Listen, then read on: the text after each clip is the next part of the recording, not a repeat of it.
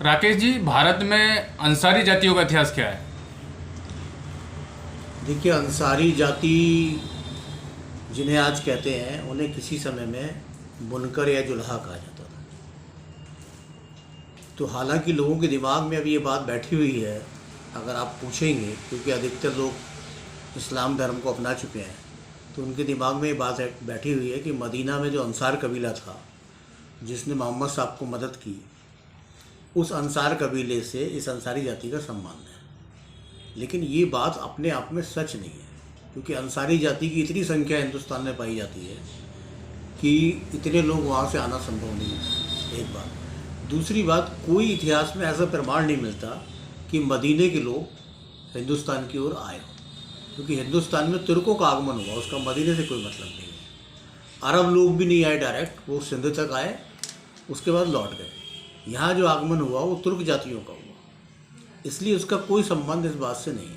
हाँ, एक बात ज़रूर है कि मोहम्मद साहब को अंसार कबीले की मदद से उनके यहाँ इस्लाम स्थापित हुआ, तो उसी रूप में यहाँ कुछ उलेमाओं ने, कुछ लोगों ने ये बात कोरी जाति के, अंसारी जाति के लोगों को समझाया, बुनकर लोगों को समझाई कि चूँकि उन्होंने इस्लाम को कबूल करा, तो उसको अपना सपोर्टर मानते हुए कहा कि आप वैसे ही हैं जैसे मदीना वाले थे मोहम्मद साहब के लिए, हिंदुस्तान में हमारे लिए वैसे ही हैं।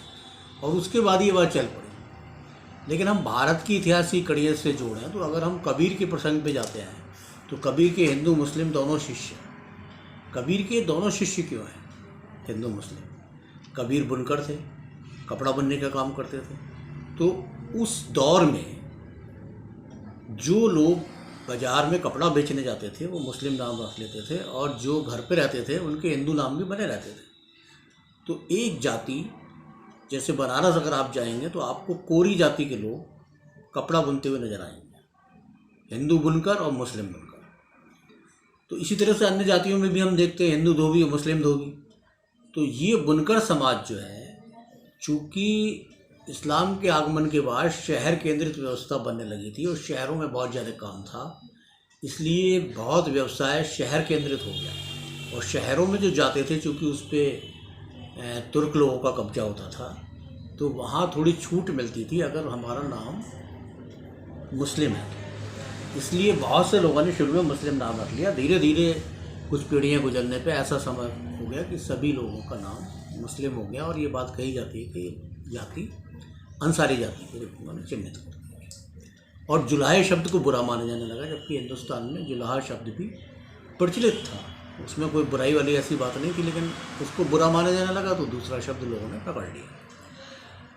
अब इस कहानी की शुरुआत होती है बहुत पहले से, क्योंकि कोल माने होता है लड़ाके, और ये लड़ाके जो हैं विंध्याचल पे जो समूह थे उनके बीच में जो लड़ाके लोग होते थे, लड़ते थे, उन्हें कोल कहा गया।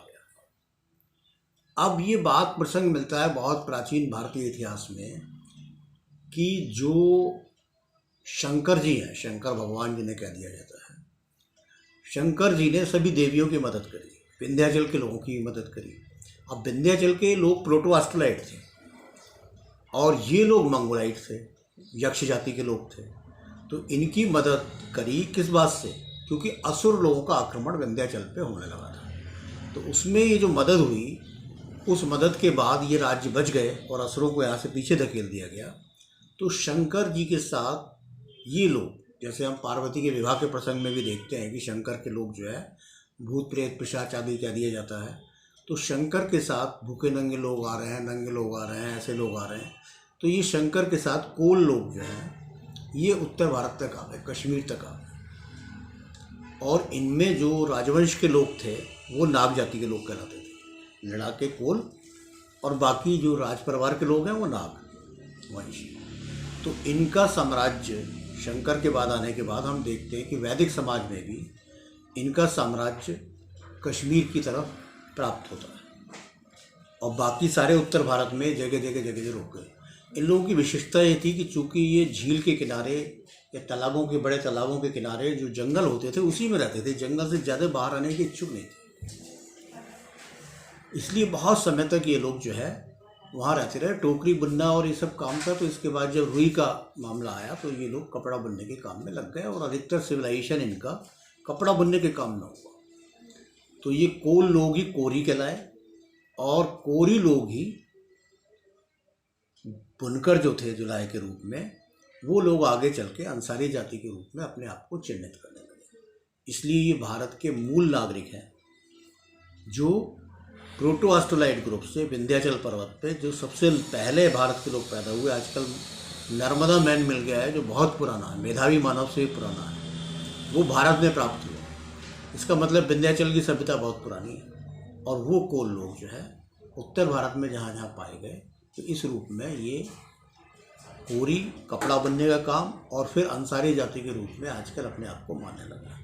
तो ये भारतीय समाज के मूल नागरिक हैं और इन्हें अपनी अतीत की इस पहचान के साथ ही वो गौरव मिल सकता है कि ये भारत की भूमि के असली निवासी हैं।